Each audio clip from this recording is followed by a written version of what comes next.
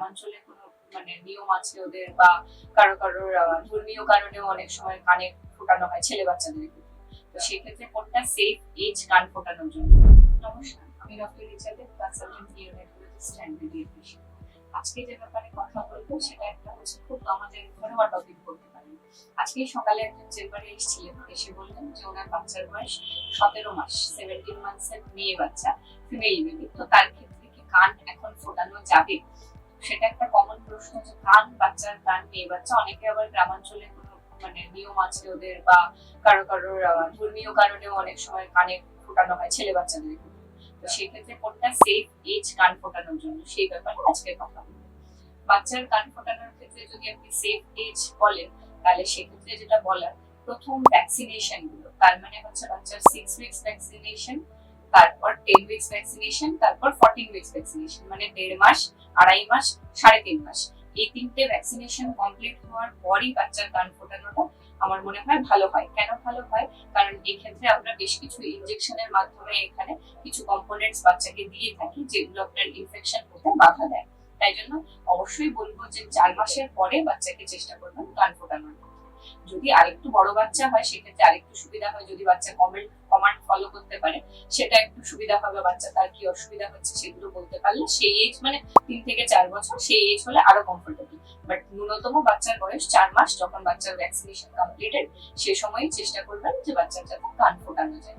এবার আসি যে কান কিভাবে ফোটাতে হয়। কিছু কিছু পার্লার, স্যালন বা ইভেন কিছু কিছু ডক্টরের ক্লিনিক্সেও এখন কান ফোটানোর ব্যবস্থা হয়। কিভাবে হয়? ওখানে গানশট পদ্ধতি বা গানশট মেথডে কান ফোটানো হয়।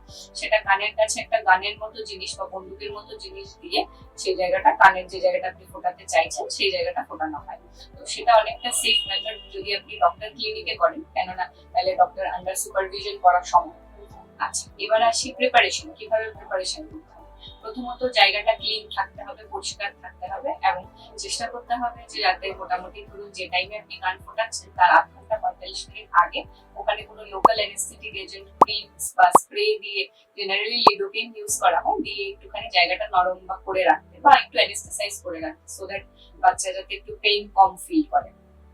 তারপরে আসি আপনি কানের যত্ন কিভাবে করবেন, কান ফোটানোর পর সেই জায়গার যত্ন কিভাবে করবেন। সেটা হচ্ছে যে কানের যত্ন বলতে জায়গাটা আপনাকে পরিষ্কার রাখতে হবে। পরিষ্কার কিভাবে রাখবেন? স্টেরাইল ওয়াটার দিয়ে জায়গাটা নিয়মিত ডেইলি পরিষ্কার করতে হবে। দেখতে হবে জায়গাটায় কোনো রেডনেস বা কোনো ফোলা বা কোনো পাস ডিসচার্জ বা কোনো কান থেকে কোনো রকম পুঁজ বেরোচ্ছে কিনা, বা বাচ্চার জ্বর আসছে কিনা, বা বাচ্চা কোনো অতিরিক্ত ব্যথা হচ্ছে সেগুলো কমপ্লেন করছে কিনা, সেক্ষেত্রে আপনার ডাক্তারের সাথে অবশ্যই কনসাল্ট করতে হবে। তার সাথে বলার ব্যাপার যে কানে আপনি কি ধরনের দুল ইউজ করতে পারেন। সেক্ষেত্রে যেটা বলার ব্যাপার সেটা হচ্ছে টাইটেনিয়াম দেওয়া দুলগুলো ইউজ করলে সবচেয়ে সেফ, বা যদি সেটা সম্ভব না হয় সেক্ষেত্রে সোনা বা রূপোর দুল ইউজ করা যেতে পারে। তবে নিকেল জাতীয় কোনো রকম কোনো ধাতুর ব্যবহৃত দুল ইউজ করা যাবে না। বা গ্রামাঞ্চলে দেখা যায় অনেক সময় নিমের কাঠি, তুলসীর কাঠি কানে গুঁজে রাখা হয়, সেগুলো কিন্তু দেওয়া যাবে না। এগুলো দেওয়া হলে তার ক্ষেত্রে কিন্তু ইনফেকশন হওয়ার একটা চান্স প্রবল থাকে। এবার বলি যে কিভাবে কানের দুল পরাবেন বা কিভাবে কানের দুল কতদিন রাখা যাবে। কানের দুল জেনারেলি যখন আপনি এন্টি ক্লিনিকে কান পিয়ার্স করবেন বা স্যালনে কান পিয়ার্স করবেন, ওরাই সেই ধরনের কিছু মেটেল দিয়ে তৈরি কানের দুল পরিয়ে দেয়, যেগুলো আপনার কানের জন্য সেফ। আর যদি আপনি দুল চেঞ্জ করতে চান, মিনিমাম 6 উইকস সেটা নাড়াচাড়া করা যাবে না। 6 উইকস পরে আপনি অন্য কোনো দুল পরাতে পারেন।